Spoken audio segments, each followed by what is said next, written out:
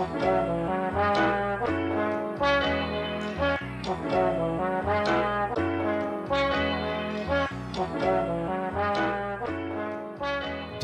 the other day, like, oh, I forget. All right, never mind. The other day when fucking we were all hanging out, like eating dinner and stuff. Carter's at the age now where he wants to like try different drinks and shit. So he asked if he could try the beer I was having, and I was like, no, you can't have that till you're 21. And he was like, what happens if you drink before you turn 21? And Christina, without skipping a beat, she's like, oh, you shit your pants.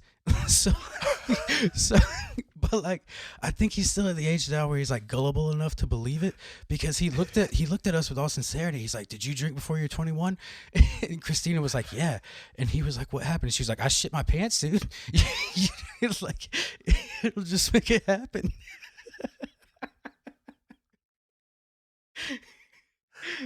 So now he's scared to drink beer forever. I might have just made a straight edge kid. I mean, maybe Yeah. but also like maybe when he turns 21, he's gonna like drink beer and be like, oh my god, if I shit my pants, this all is so over. But also he could just drink one time and not shit his pants and be like, yeah. Oh wait, this isn't gonna happen. Like I'm not. Still it's not. sticks when he's a teenager. And he's like, no, I can't drink with you guys. I'm not shitting my pants. But then he's gonna see My mom and dad said I will shit my pants. He's gonna see his friends not shit their pants, and he'd be like, man, fuck you, mom and dad. Well, and I mean, okay, so he's gonna hit a certain age, of course, that like his friends are gonna be highly influencing him, and they're going to be like, no, dude, you're not going to shit your pants. Yeah. Your parents just told you that to make you scared of what you think. Of course. Like, his friends are going to ruin it. Yeah. But anyways, all right, guys. Yeah. Welcome to This, That. And the other. I'm Joey. I'm Ian. And on today's episode, we compiled 10 of what we consider to be our top favorite albums. This is probably one of the hardest things I ever did. I changed my list a few times. So what I'm saying is these are not genre specific, and I don't even hold them as the greatest 10 albums of all time necessarily. They're just 10 albums that really shaped me and introduced music to me and got me into what I'm into now. Yeah, I mean, this list had me going crazy. Like, I don't want to. It's like, honestly okay, a mean thing to do to somebody. I don't know why I came up with it, dude. Okay, so like, I lost sleep over this shit. Like, but all right. So, just thinking of 10 albums is insanely hard. Yeah. Let's put it that way. Like, no matter who you ask.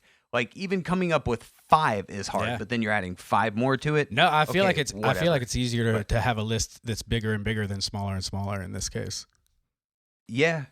I mean, I will say, but like, I think where does the it 10 stop? might have made it. Where does it stop? Because I could easily probably list like 50 albums that I'm absolutely in love with. You know. That's the problem. Is I kept having to be like, oh, I love this album, but wait. And then like, I don't know any of these artists personally, but like, if it got to the point where I thought I was gonna take them off the list, I started to feel bad for some reason, just because I'm so attached to the music itself. I was like, no, I can't do it like that. You know. I mean, that I feel like that speaks volumes for music and what music has done for us, absolutely. And you know, kind of why we're having this discussion and why we have these discussions with musicians, because like it's cool to know that something like music will do this to people, that you have to come up with 10 things. That's what I'm saying. Like, we keep saying that we're going to talk about other stuff, and we keep putting those episodes off, and we just keep talking about music because it's that important. Talking about music, it's just that important to us. It is. We'll veer from it. We're actively trying to do other episodes. We just keep coming back to this. Like I'm not always kidding. Comes back to music. It does. But actually, Ian, I'm going to have you start this off. I'm going to have you start with one of your albums. All right.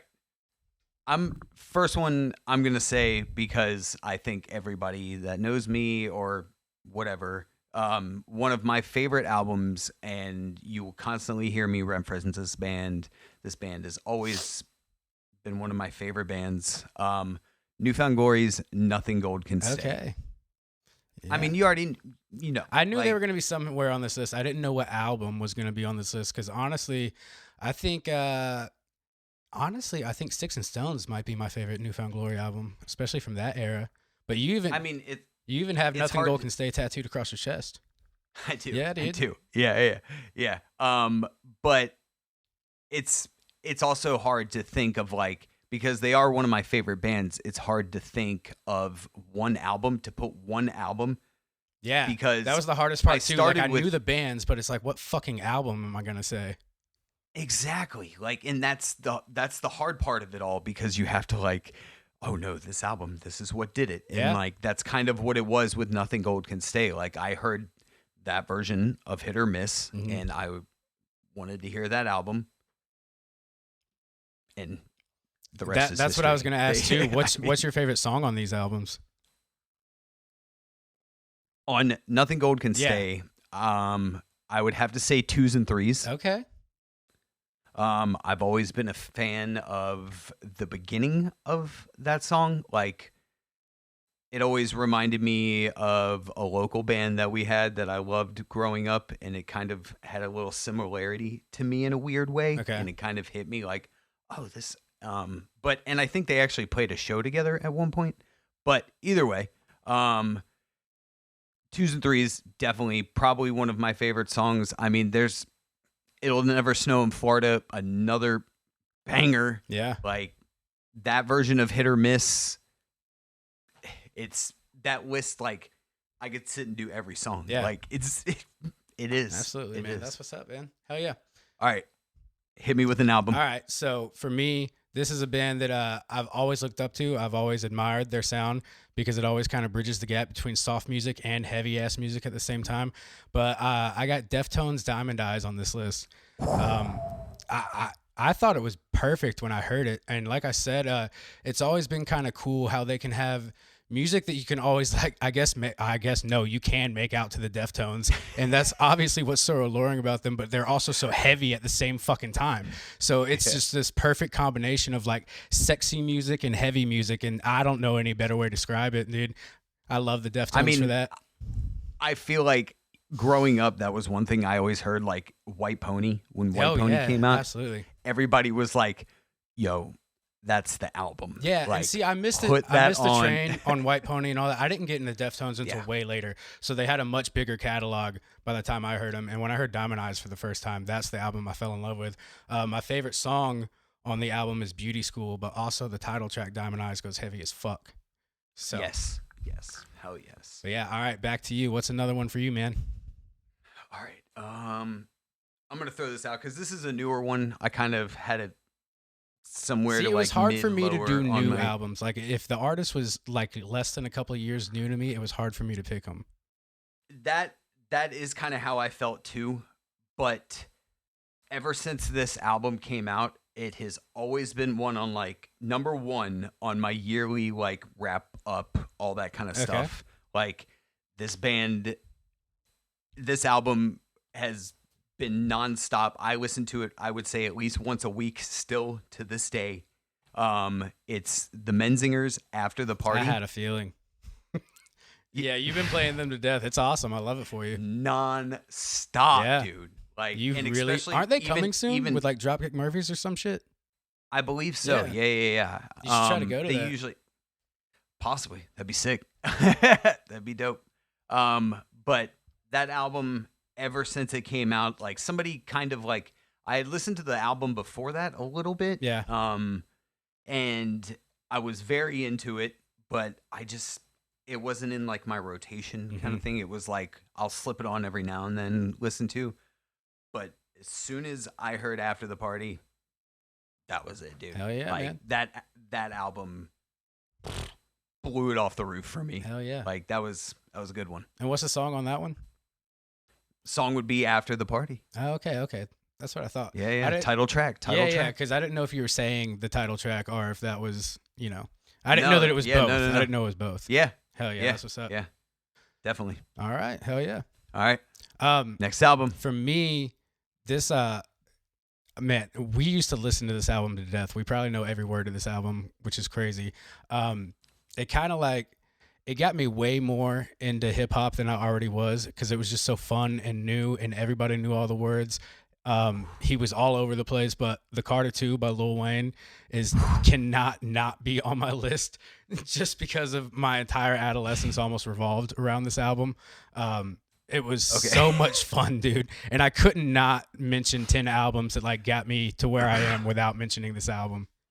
Okay, so funny you mentioned that because I have my 10 list, but then I have like another list of like maybes. Yeah. And this And was the on Carter there? one, Oh, the Carter one yeah. was on the list. No, see, yeah. of course yeah, I love that album, but I feel like we listened to the Carter 2 way more than we did the Carter 1. Yeah, I mean, definitely. And it was just a whole new style. Like, yeah. of course, there were other rappers and other artists that sounded like that, but he just did it so well. It was so brand new at the time, and he was everywhere. He was putting out another song like every other week.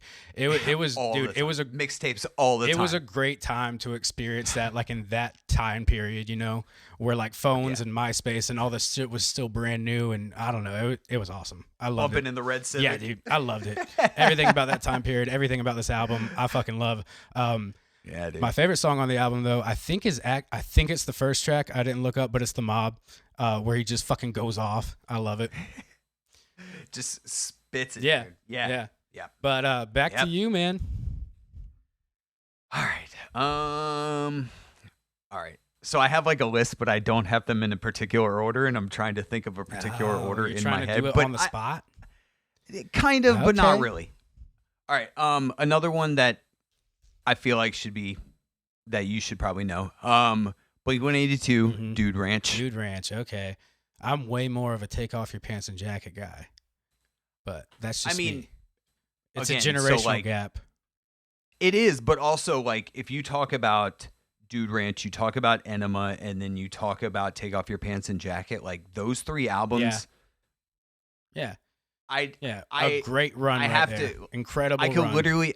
Exactly, and I could literally say, "Oh, Dude Ranch and blah blah blah" as one, but like, they're all incredible albums. They all were a massive part of my life.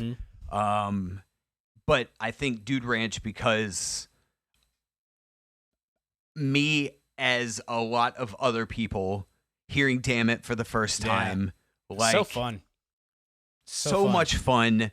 And it was back like when music how you videos were a talking thing about, too. Seeing their video on MTV2 before they skyrocketed to TRL and everything. Yes. Back when Travis wasn't even in the band.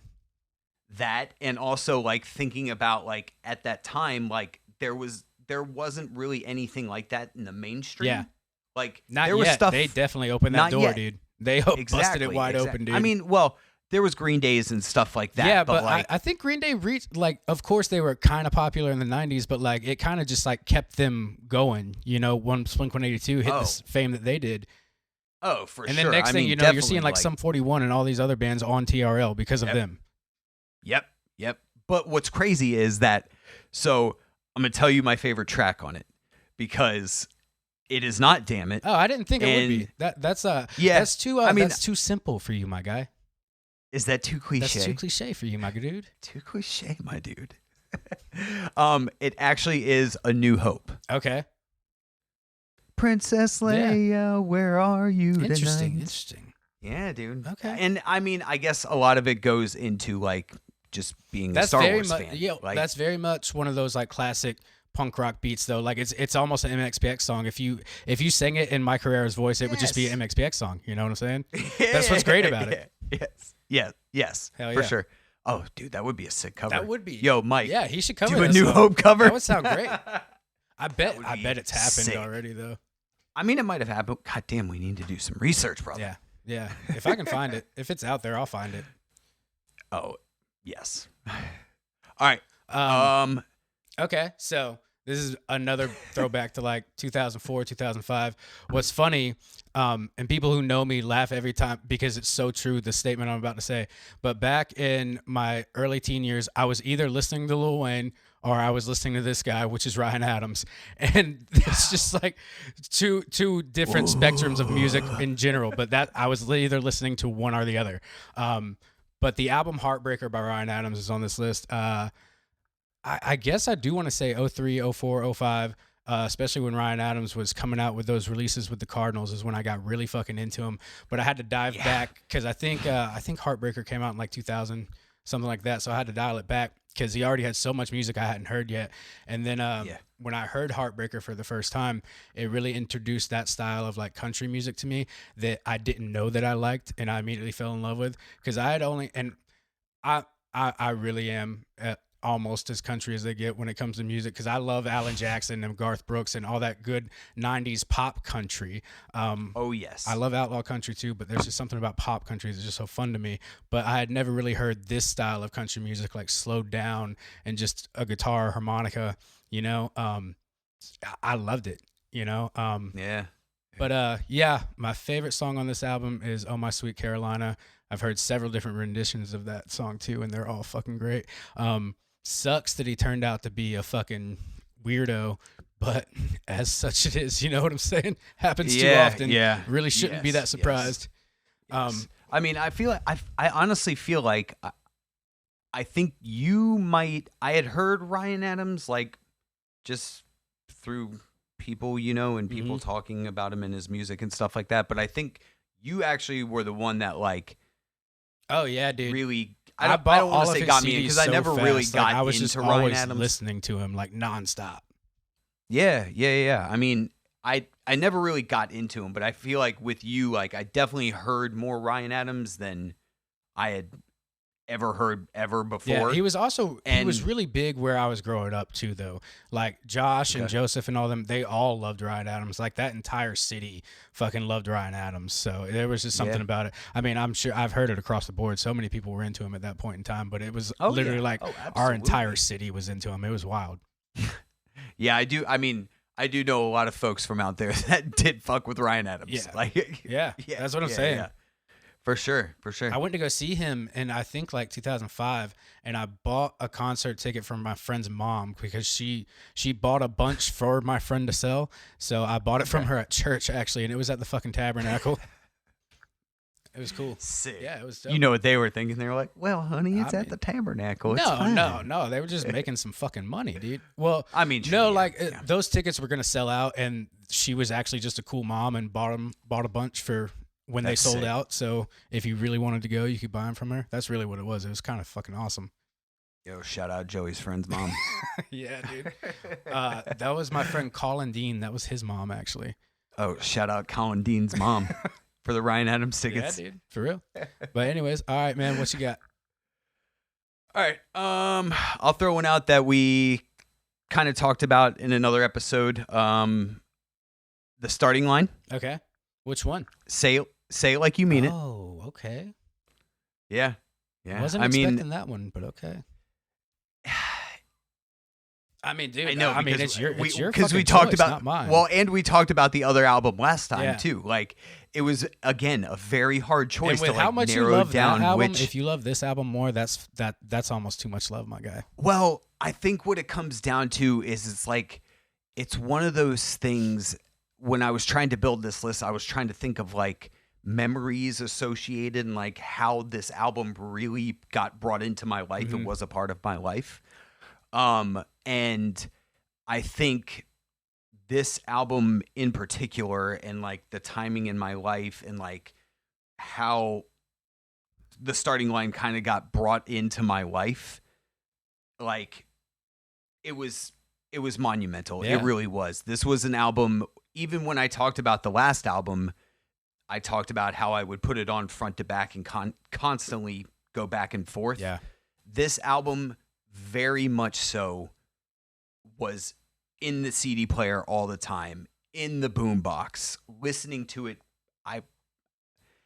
And I know my mom will call me and correct me if I say this, but like in my mom's car. Yeah. But like No, you probably just were. listening to it.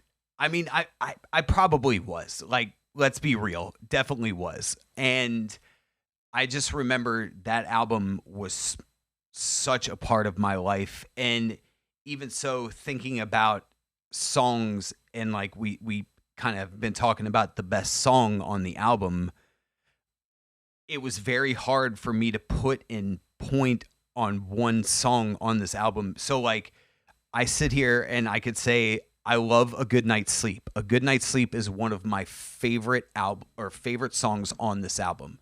But also like I love This Ride. Okay. Like the final song, the last song on the album, because there's the little element of the dude from Finch screaming. Mm-hmm. So there was like that cool little mashup thing that was happening there.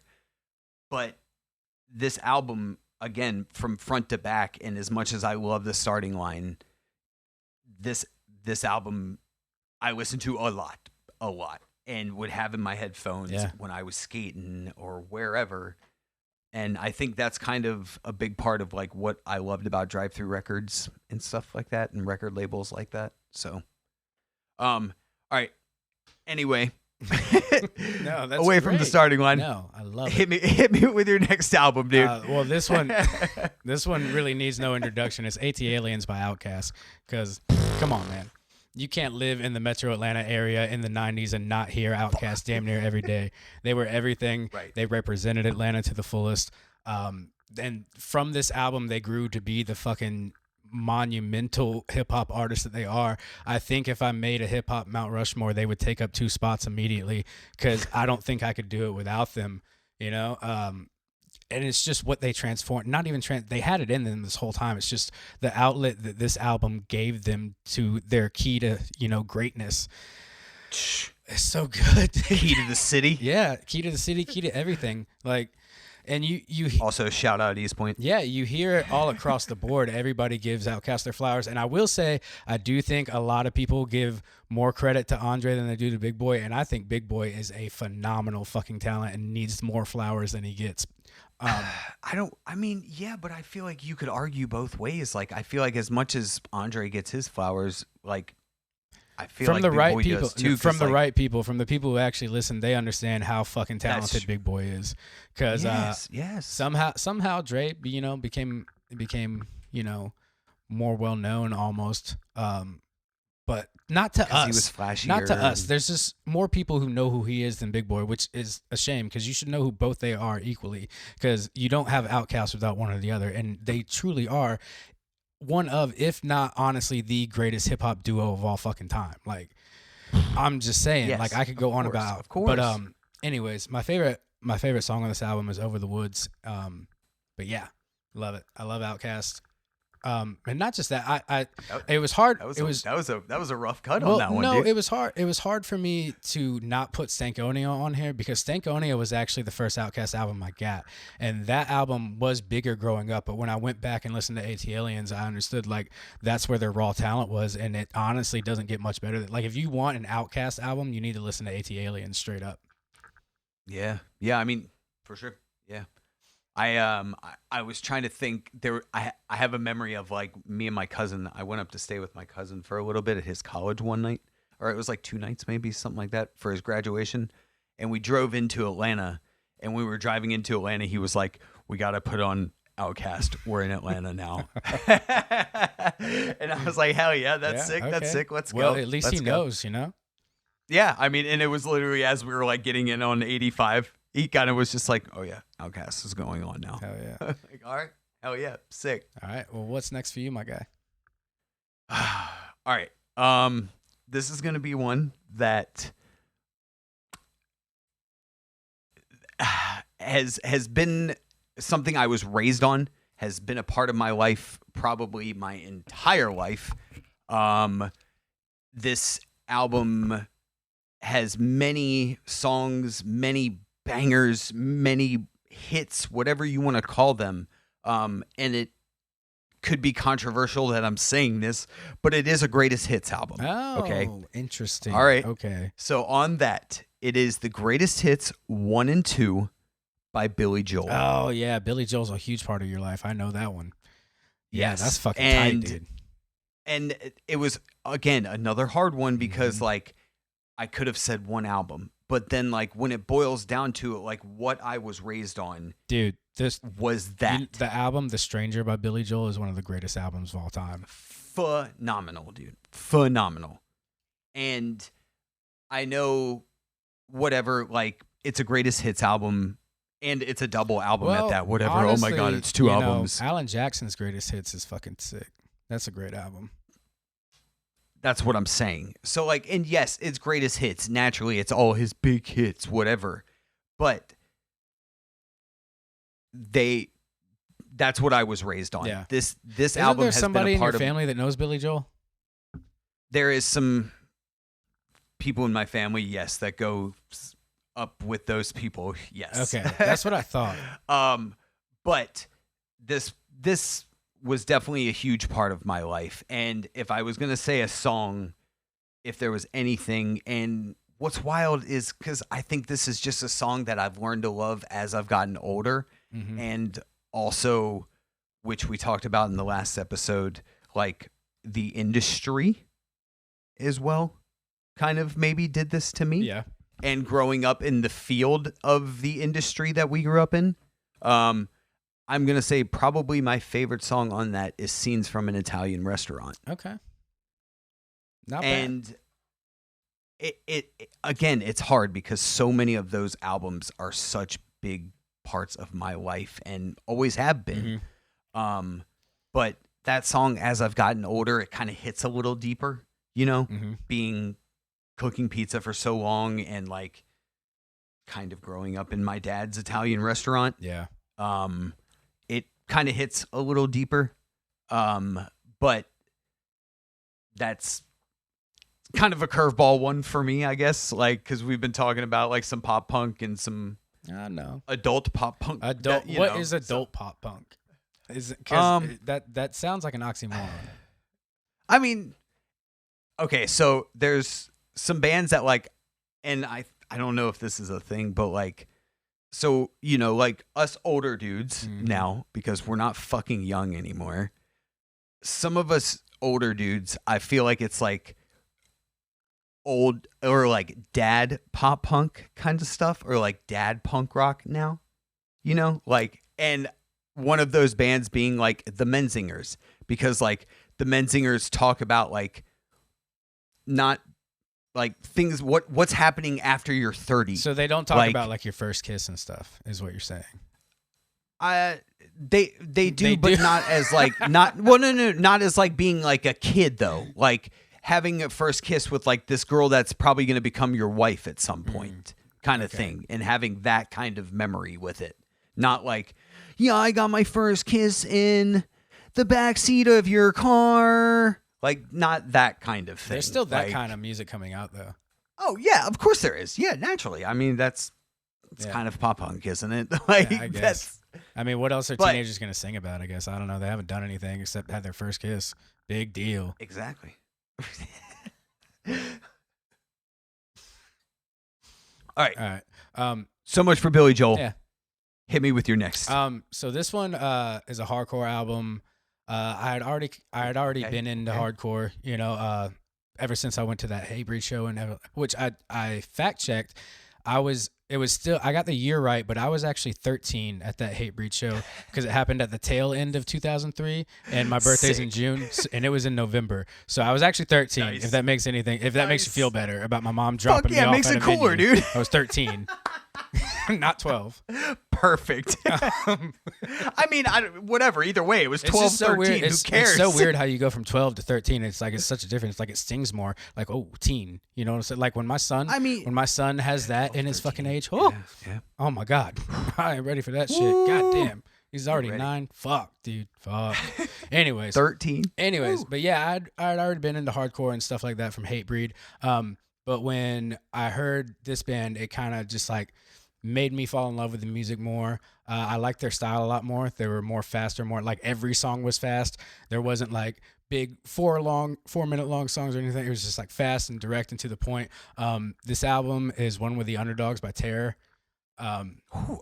Great band. I've seen Terror so many times. They always put on a good show. It's hard to narrow down their best album. I don't think I could. But this album is the first album I heard by Terror, so it's got a really good, special place in my heart for that. My favorite song on the album is Overcome. Every time I hear it, they play it quite often. Every time I hear it, I go crazy for that shit. I fucking love it. But hell yeah. Yeah, I mean, I don't want to say I didn't. I kind of expected Terror to be somewhere on your list. Like, I don't want to say that one caught me off guard very much, but like, I kind of expected Terror to be somewhere on Nah, your man, list. they've been doing it forever, and they're so good at what they do. And the Oh, thing I love about Terror Records is like you kind of know what you're gonna get before you get into it, and you have expectations. And every time you're just like, "Yep, that's another fucking solid Terror album," you know? Another banger. Yeah, another banger. Like don't have a bad album. Then you might argue that you don't like this song or that song, but like all their albums are solid, and like it's what they are hardcore records. It's what a hardcore record should sound like, and that's why I love it. Yeah. Yeah. Hell yeah. But yeah, all right. So what's next for you? Another album I think we've talked about on a previous episode. I've definitely mentioned at some point during this. Under Oath. Okay. I want you to take a guess. They're only chasing safety. Boom. Yeah, I knew that one. Which is so weird because there's a huge Jesus song at the end of that album, and I always gave you shit for that because you've been anti-religion since we were like fucking 10, 12 years old, and then there's this album. Not that. I mean, still, like for fucking ever, for damn near as long as I've known you.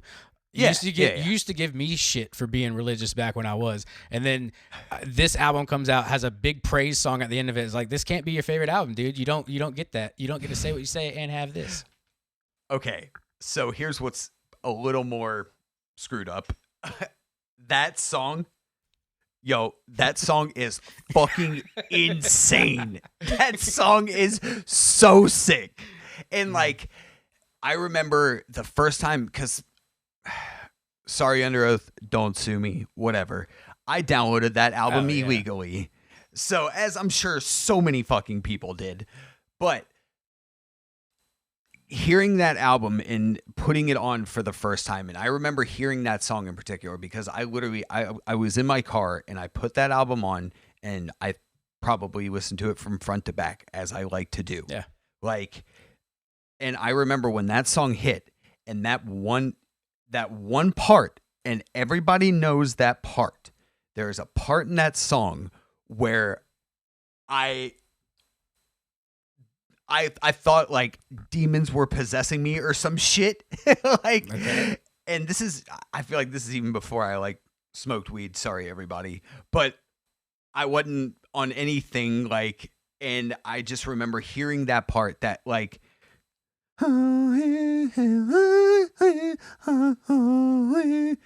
dude. And then that fucking break that goes into it. Holy shit. Your boy probably lost. I can't say probably. I fucking lost it when I was listening to it. Even though that song is such a Jesus-y song, that song is a phenomenal song. Well, hell yeah. And also, fuck organized religion. Yeah, throw that one in there. Got to. Speaking of which, the next album on this list is Rain and Blood by Slayer. Banger. Nice little segue right there, right, guy? Right. Yeah. I mean, a little double dose of heavy.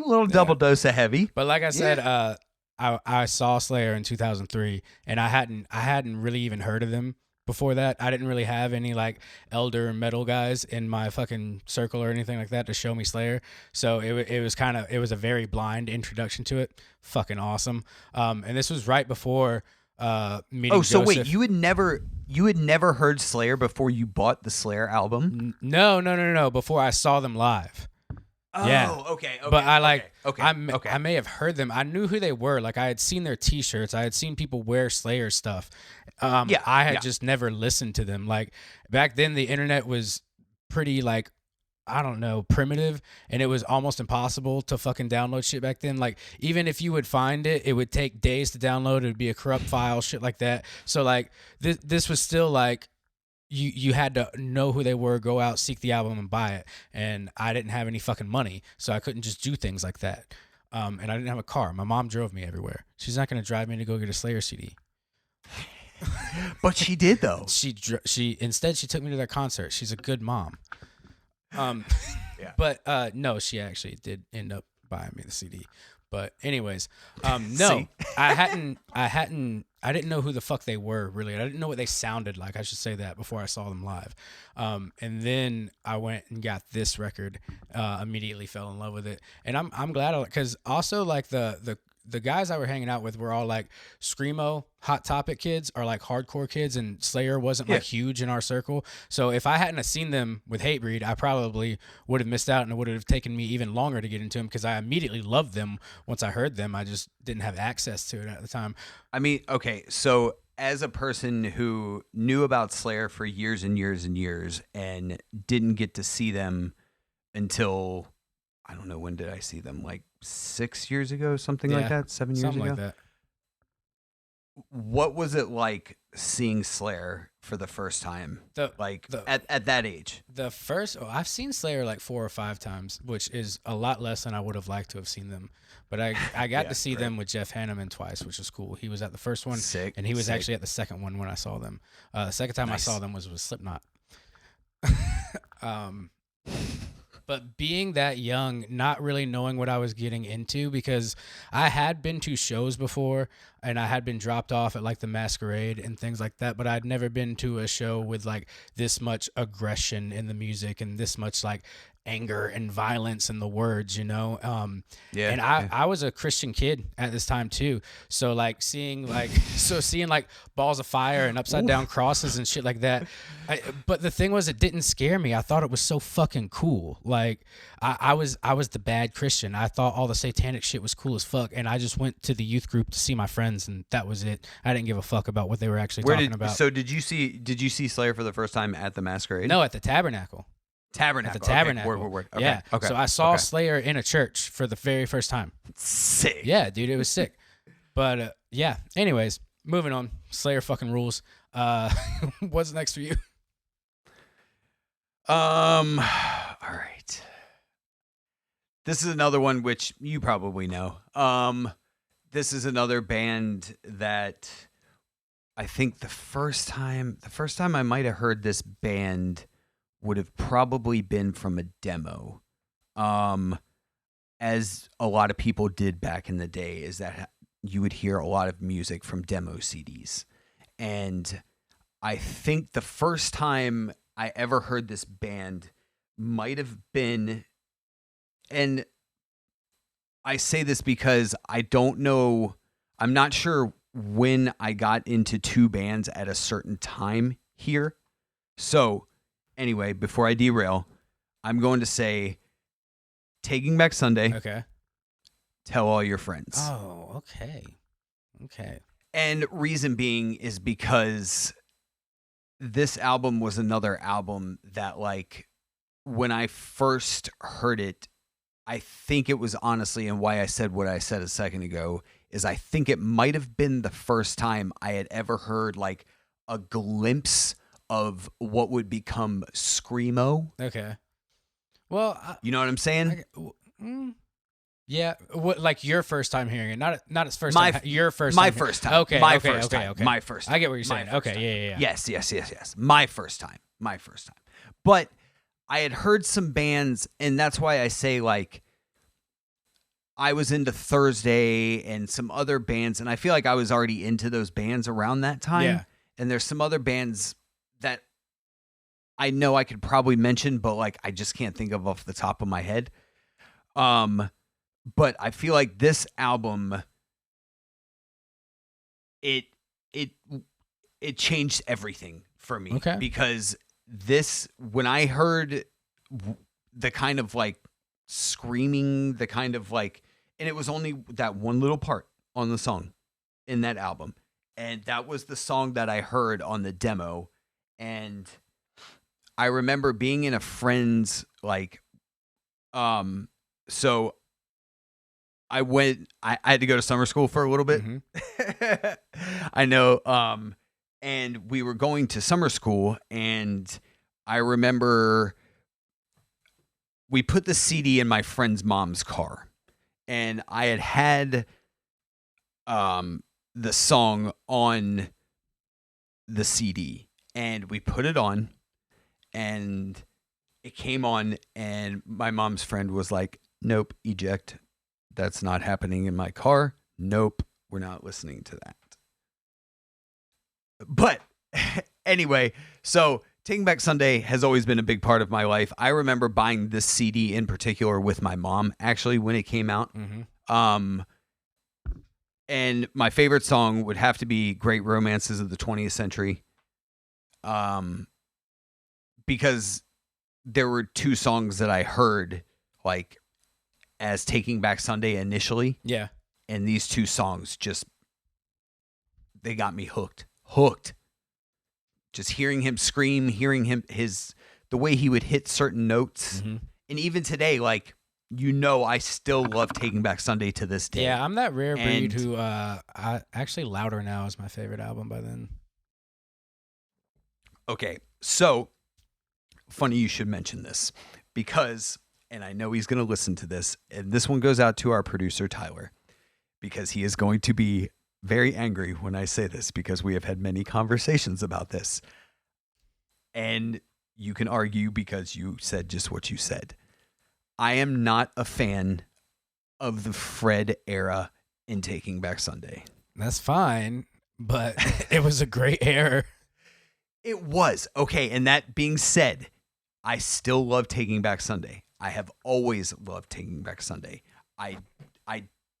There isn't a Taking Back Sunday album that I do not listen to. I did listen to it then, and I continue to listen to it to this day. So that being said, I'm just not a fan of Fred being in that band. I like Taking Back Sunday, and I like what would be considered new Taking Back Sunday, because Adam is like a showman now, and he's the front man, and he's morphed into that role, and he always has been, and he's a phenomenal front man. And I feel like when we saw him years ago, like just seeing him in the crowd with his kids and stuff, I was just like, that's pretty sick. Like, It's cool to see a dude like carrying his kids through the crowd. I don't know why, but it was cool. It was cool. Yeah. All right. Next.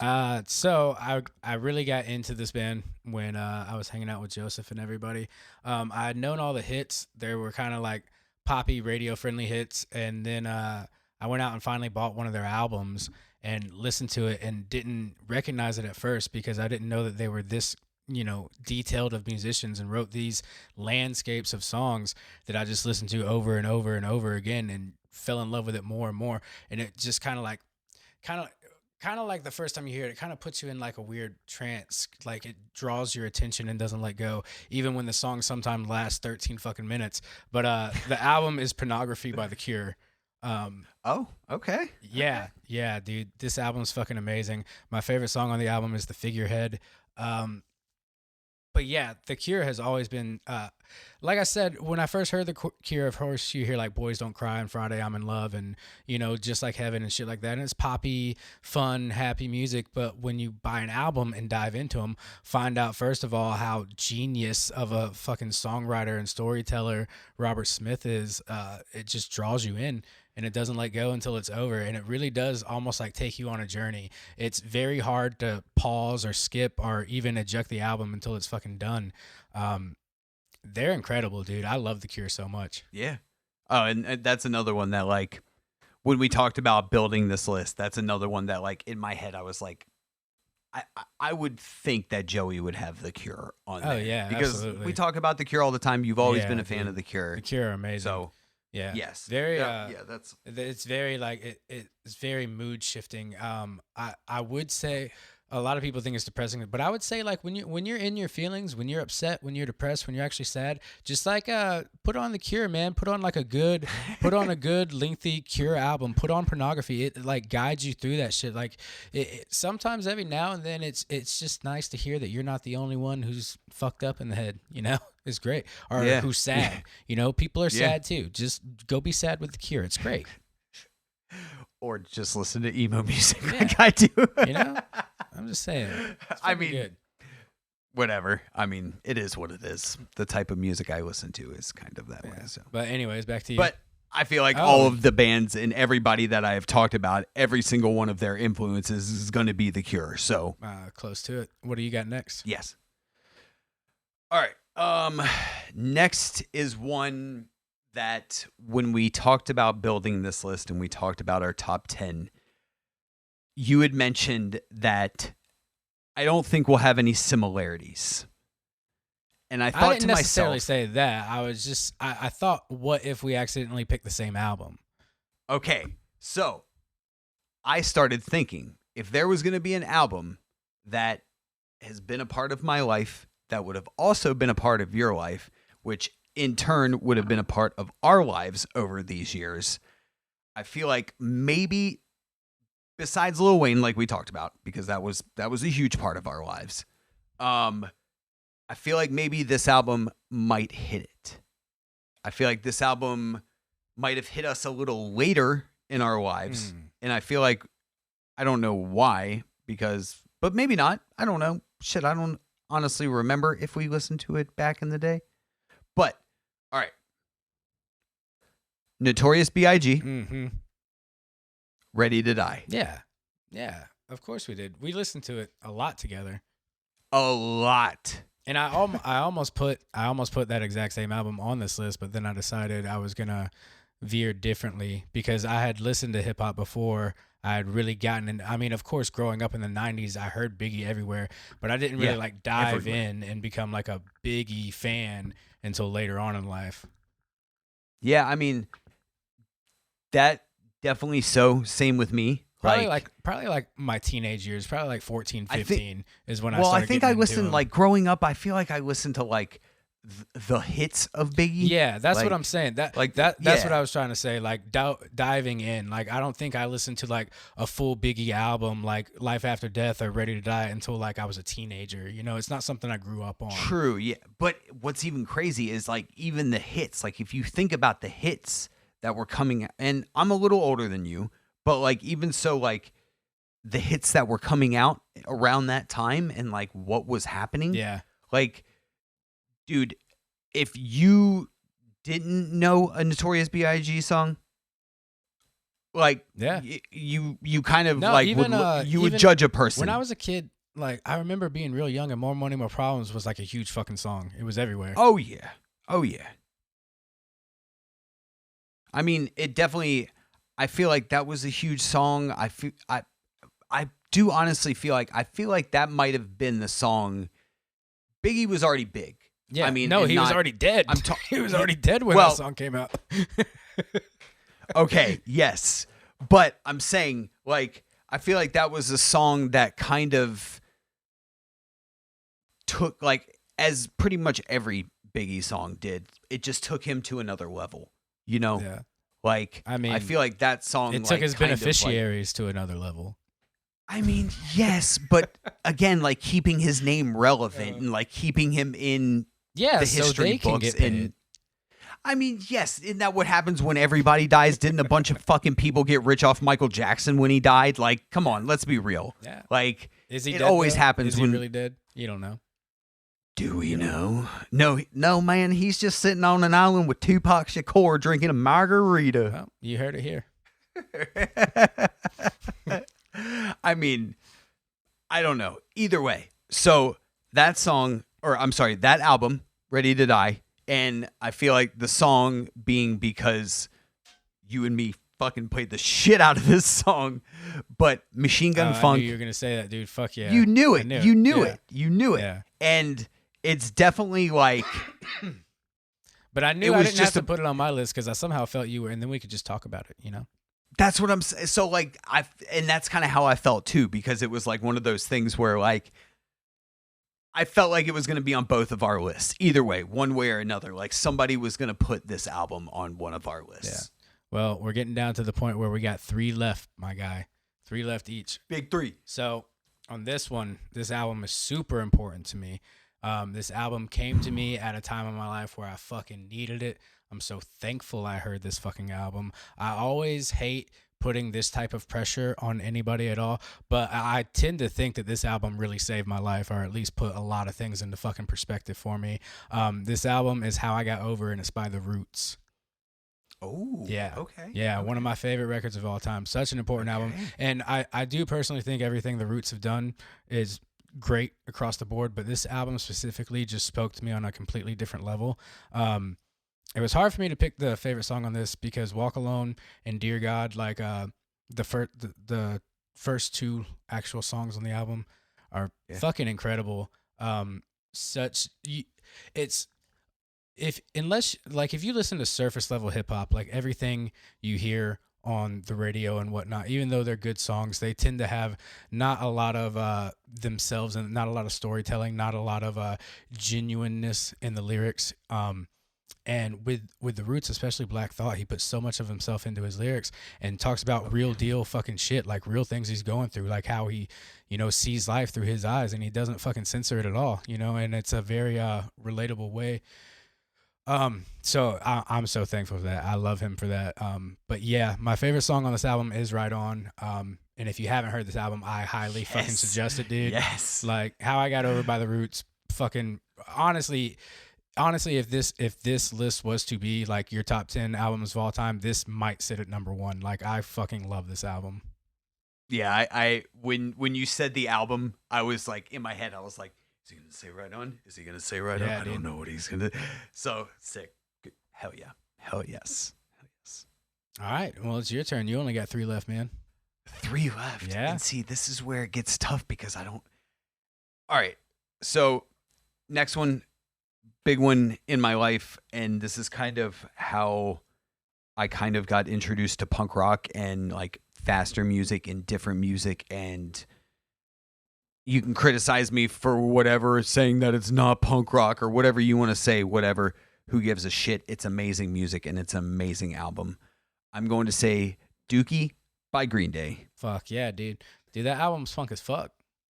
Dude, it's amazing. I mean, this is an actual punk album. This one is, I mean, it is. It is. And but a lot of people argue, like, is it true punk or is it like pop punk? Is it the beginning of what became... I mean, what is punk? What is punk? What is it? It's a state of mind. Is it an attitude? Dude. Is it a fucking fashion? What is it, dude? Like, what defines punk at all? I don't fucking know. All I know is that you're looking for a punk album that sounds like all this other shit people are calling punk and did it better than, Green Day's Dookie is that fucking album. Thank you, my guy. Thank you for justifying that one. Just saying. Yeah. No, I mean, you are completely right. Oh, they're not punk because they got paid and they turned 50. What the fuck are 50-year-olds going to sing about? 50-year-old millionaires. What the fuck? What do you want them to say?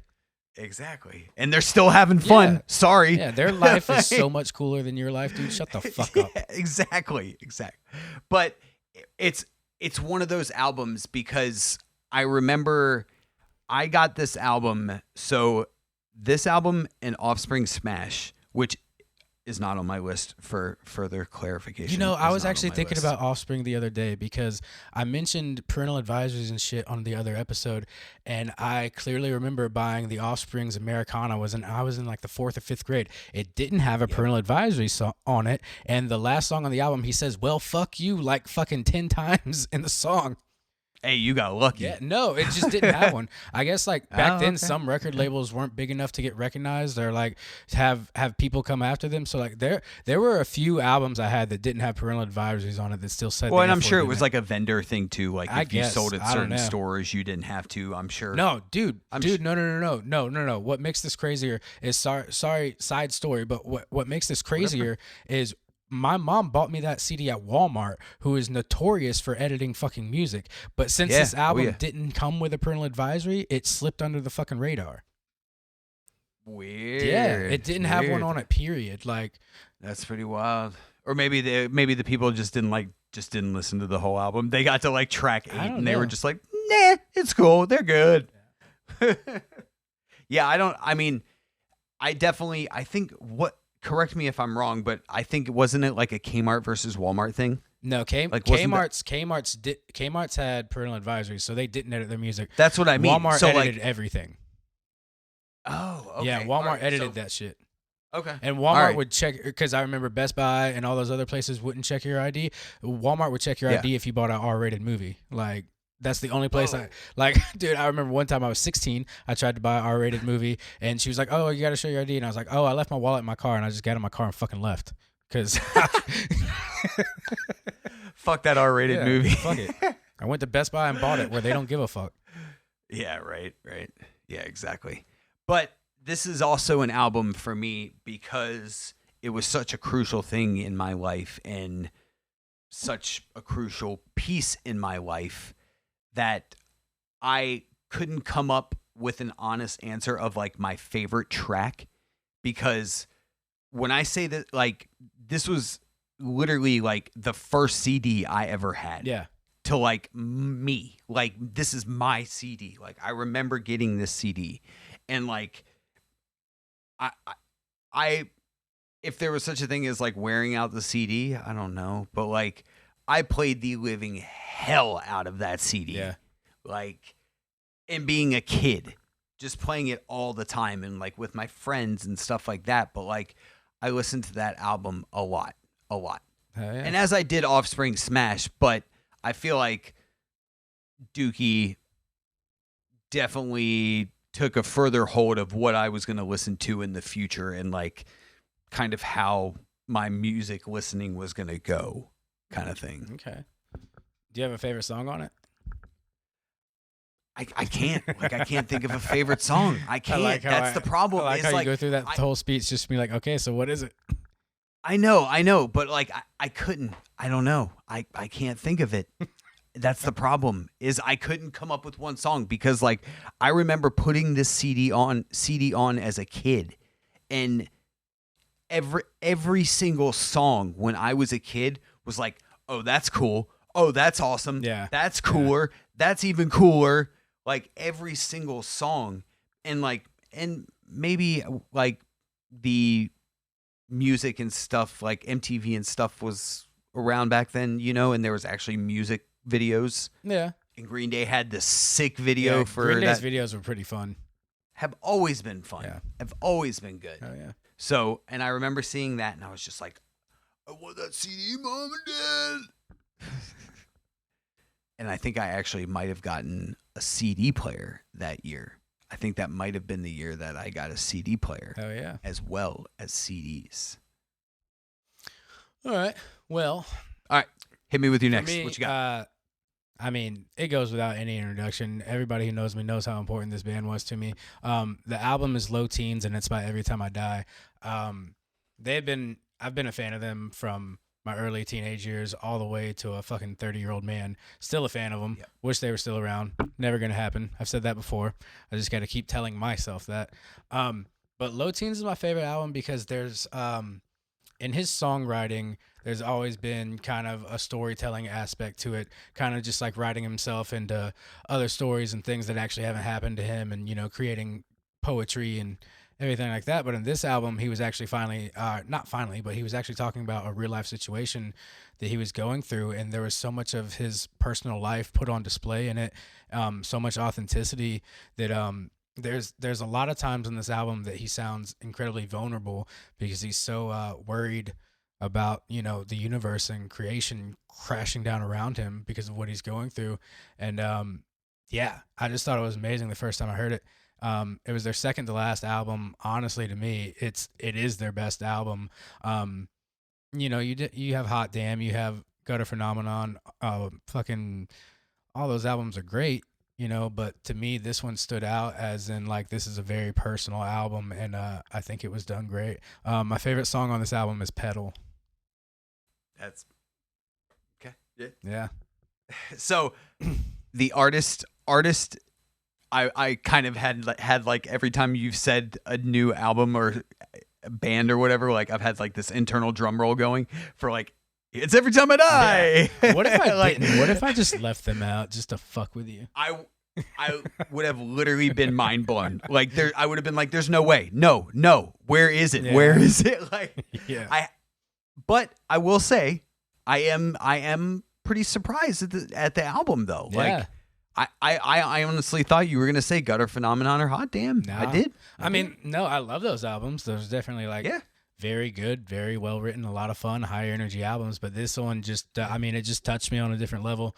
I could relate. Was it like a point in your life kind of thing? No, not at all. No? It was okay. It was just a fucking crazy thing that this guy was going through, and I just loved hearing. I love when an artist just puts it all out there and they become vulnerable, because it humanizes them in a way. It makes them not so unattainable anymore. Like, when they're saying things that you can relate to, and you see them as humans, not just like, man, like, you go through shit too. Like, wow, it's crazy you're going through that, and like, you're somebody I admire. Yeah. You know what I mean? Yep. For sure. For sure. Yeah. But yeah, all right. Let's hear it, man. Is this the final, or are we down to two? Two? I think we're down to one each because I just said my number 9. Okay. All right. All right. So this, as being number 10, is probably like one of the hardest choices I've ever had to make in my life. No, not really. But like, we talked about this of like how hard this list was to build as like part of our life, and it's very hard to put one, like, it was just like, oh yeah, this album, like it's really hard.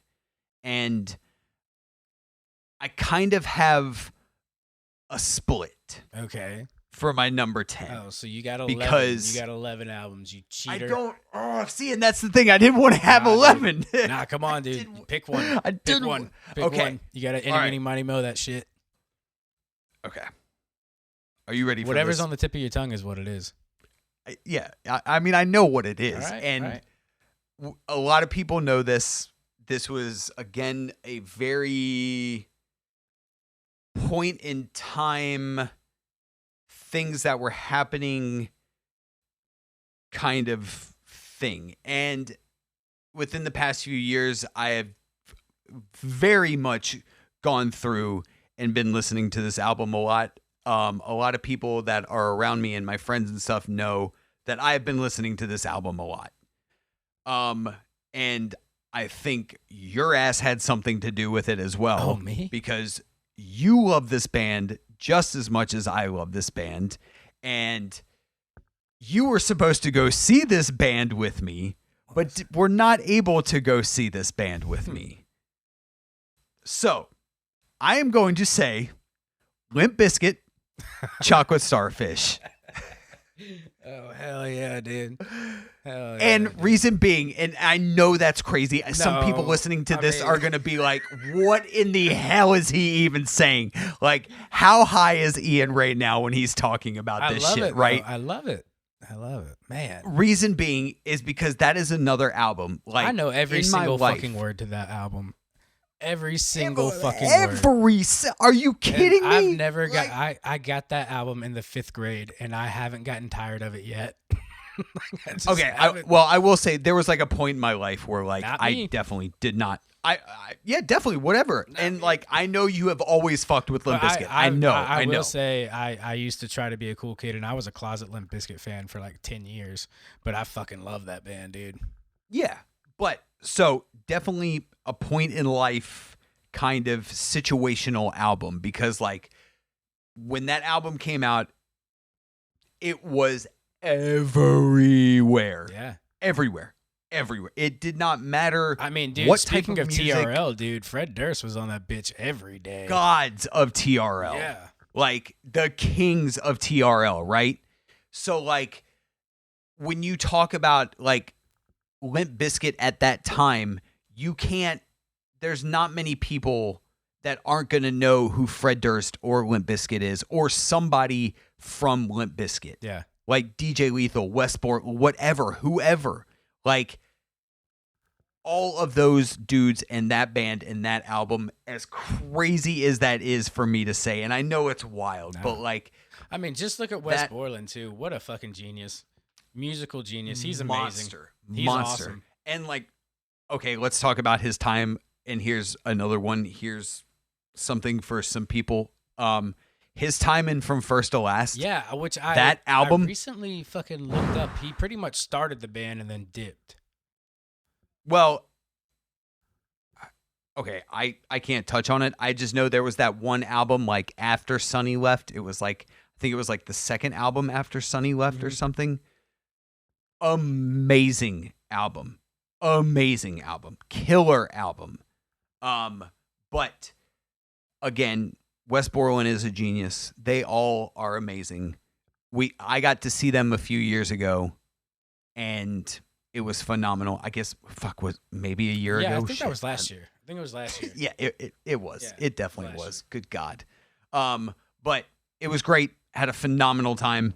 Yeah. We got upgraded to pit passes. Mhm. So me and the homies were in the pit.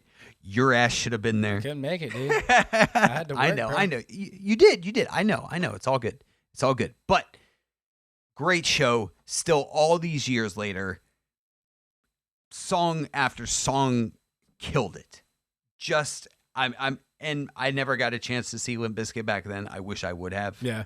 But amazing. Hell yeah. Well, all right, dude. For me, the last one on this list.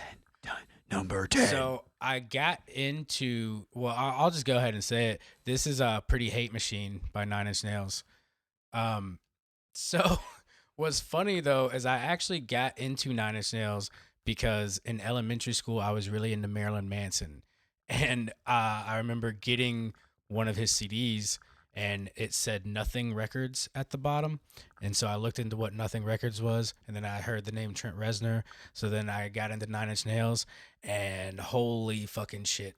Is that Trent Reznor's? Is that I believe that was his record label at the time. Yeah. Okay. Yeah, Okay. I believe it was. But either way, by looking up Nothing Records, I found Trent Reznor and then got into 9 Inch Nails. And this album for me blew me away. I knew had like a hole from the radio, but that's the only fucking 9 Inch Nails song that I knew. And listening to the album, like hearing every single song on there, almost throughout the album, they kind of go back and forth with how the band sounds. It doesn't sound like the same band all throughout the record, which is really fucking cool. And then, of course, Downward Spiral and fucking all those albums that came out after. Yeah, fucking amazing. Jesus. But yeah, for me, it was Pretty Hate Machine. Their Broken EP actually might be my favorite album of theirs, but Pretty Hate Machine is more important to me. It introduced me to the fucking band, which I found out recently. Pretty Hate Machine is older than I am, which is fucking crazy to think about. Because you put, I mean, I can touch on it for a second. Oh yeah, go ahead, dude. So like, Pretty Hate. I remember Pretty Hate Machine coming out. Like, I am old enough to remember when Pretty Hate Machine came out. And I remember, as I've talked about in past episodes, like my uncle's music influence had a huge influence on my upbringing and like my music taste growing up, for sure. And I remember when Pretty Hate Machine came out, it was everywhere. Yeah. Like, it was all we listened to. I remember like it was always on the radio. My uncle would always have it playing in the car. Like, and actually, hold on, I have to correct it because it might have been when he had his Jeep, which would, I have to say his Jeep because that's a pretty core memory. Yeah. But I feel like that was probably around the time that would have been, like, but that album was everywhere. Yeah. I mean, I feel like that's the album that like launched 9 Inch Nails, like, into pretty much being then they were everywhere, they are. Oh, everywhere. Yeah. And still to this day, I mean, Trent Reznor is such an incredible composer. I will go on record saying that Trent Reznor is one of the greatest fucking artists of all time, without a doubt. Yeah. I mean, like I said, and like I've continued to say, he wouldn't, I don't think people would still think he was amazing if he was being asked to do the Tron soundtrack. Yeah. I said that last time, and I will continue to say that. Well, he's done a shitload of soundtracks from what I understand. He has done a shitload of soundtracks, but dude, this is like, this new Tron movie is going to be insane, and I'm very, very excited about it. I don't know if anybody can tell how excited I am about this movie. We need to go ride the ride, dude. God, that'd be fucking awesome. Dude. Yeah, but then you got to pay Disney prices. I know, Disney prices are insane. I saw that Jalen Hurts, the day after he won the Super Bowl, was down there fucking riding the Tron ride. But I mean, of course, he just won a Super Bowl. What the fuck else are you gonna do? I haven't won a Super Bowl. No. And honestly, like, we're getting a little bit off topic, whatever. But like, honestly, I think I would rather go to Universal Horror Nights with the homies. So yeah, I don't know. I feel like, I mean, Disney's cool. You know, I'd like to do Disney both. is cool. No, Disney. Do not get me wrong. Like Disney, Disney is sick. But I do appreciate Universal more. I feel like there's more for me to do at Universal. Yeah. And Universal like almost kind of like encourages debauchery. You walk in at 7 a.m, they're already serving alcohol. You're just like, and y'all motherfuckers are drinking high noons at 7 a.m. Yeah. I mean, what the fuck? I mean, Florida, baby, Florida. There's only one Florida, dude. Ridiculous. There's only one Florida. You know, I mean, when in Florida, hilarious. What else are you gonna do? Right. Yeah. But all right, man. Well, I guess that's it for today. That was a lot of fun. You know, that was a lot of fun. It was very stressful. I still feel like there's things I'm leaving out that it's making me uncomfortable right now. Do you like? I honestly feel like we could literally list 100 albums and still we would be like, oh damn, I should have put this album in there though. We should do some genre specific albums. We should. That'd be fun. We could do that. We could do that. But anyways, all right. But it sucks because a lot of mine are pop punk genre already. I mean, that's fine. But that's just me. That's fine. We can get out of it. We'll get out of it. We can do whatever we want, man. Yeah. All right. That's true. Well, tell everyone where to find us. All right, everybody. As usual, you can follow us on Instagram. You can follow us on YouTube. On Instagram, it's TTATO Podcast ATL. Again, that's TTATO Podcast ATL.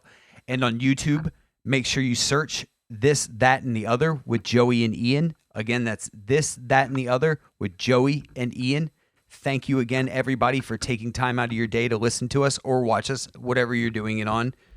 Make sure to subscribe to our channel on YouTube, and thank you again, everybody, for listening. Hell yeah, man. Let's go play some Earthworm Jim.